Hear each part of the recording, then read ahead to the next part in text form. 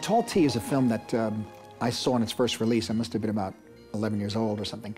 But we knew there was something special about the picture. It had a toughness, a flintiness, so to speak, and a spareness that made it unique, particularly with the relationships of the characters, and Randall Scott's character and his relationship with Richard Boone. Bud Bedecker came from actually the world of bullfighting. And at this point, I mean, I guess he's known primarily for making Westerns, but 3 of his best pictures are about bullfighting. The first one, The Bullfighter and the Lady, which was just restored into a longer version, which is a masterpiece. The Magnificent Matador and Aruza.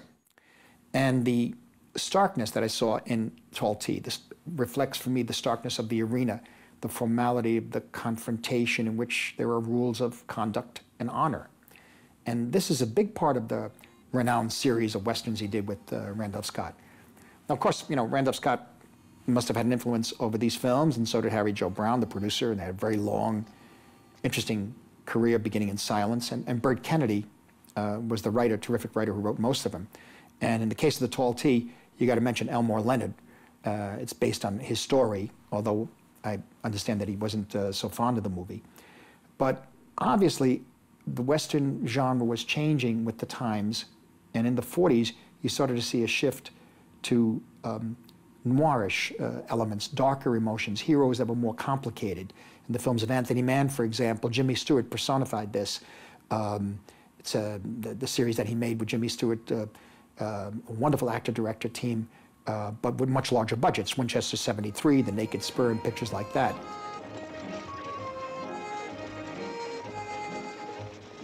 The qualities that were so interesting and were so striking in these pictures was the spareness of it, the terseness, the starkness, the precision of the storytelling, the emotional precision as well.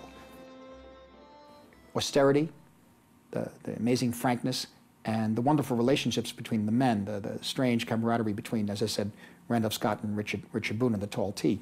These are elements that made everybody at that time, even though you're watching the film as a bottom half of a double bill, a B movie, it made it very different from the other Westerns that were run-of-the-mill Westerns at the time that were other B pictures. This had something unique to it. And also the nature of the way people moved in the frame. The starkness of the imagery lent itself to the impression that anytime anybody moved, it meant something.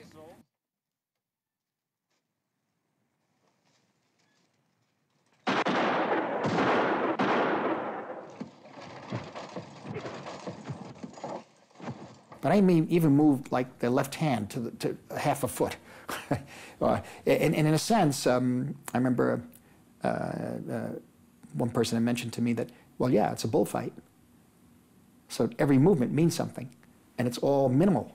And I must say that younger people watching those films, when we saw them in the theater, even though we were used to, at times, lower budget B films, Westerns that had a certain sweep to them, that were more conventionally made, and or the great Westerns of the great epic Westerns like Shane and that sort of thing.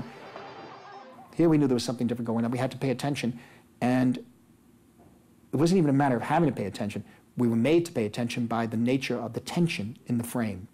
And that had to do with, I think, his understanding of what each movement means.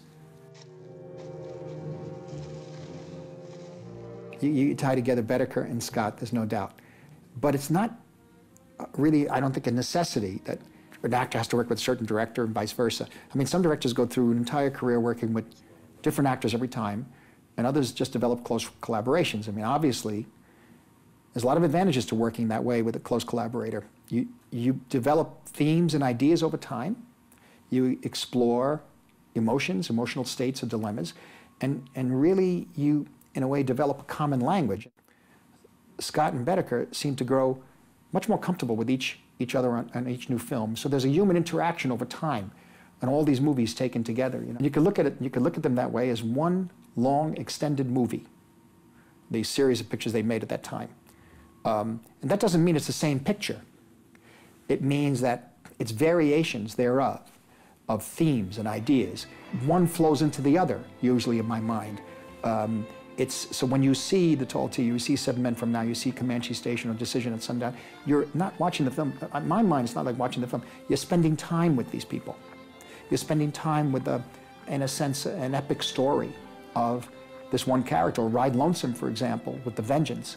You're in this world. It's like a world that's created. And it happened to be over a period of maybe 5 or 6 or 7 films.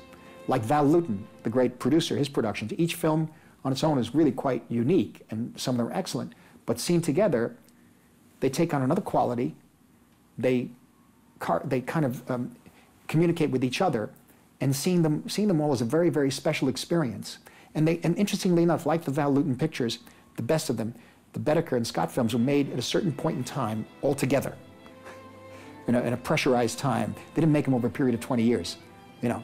And it gave way to full expression. But here it was, working in a system where the films were released in a B status, and yet it was a very unique universe that was being created. And there's another factor in the Bedecker Scott films, that the shooting schedules were short. And these were like B films, 18 days each, I think. And the settings were actually in and around Lone Pine, California, quite stark and austere. The rocks are very smooth and round. And Bedecker and Brown both had a lot of experience in B pictures, and they obviously knew how to make something out of nothing, really, a virtue out of simplicity. But somehow Randolph Scott's face, his presence, appears to harmonize perfectly with the desert settings, the starkness of it. So I think those are principal factors when dealing with the Bedecker pictures.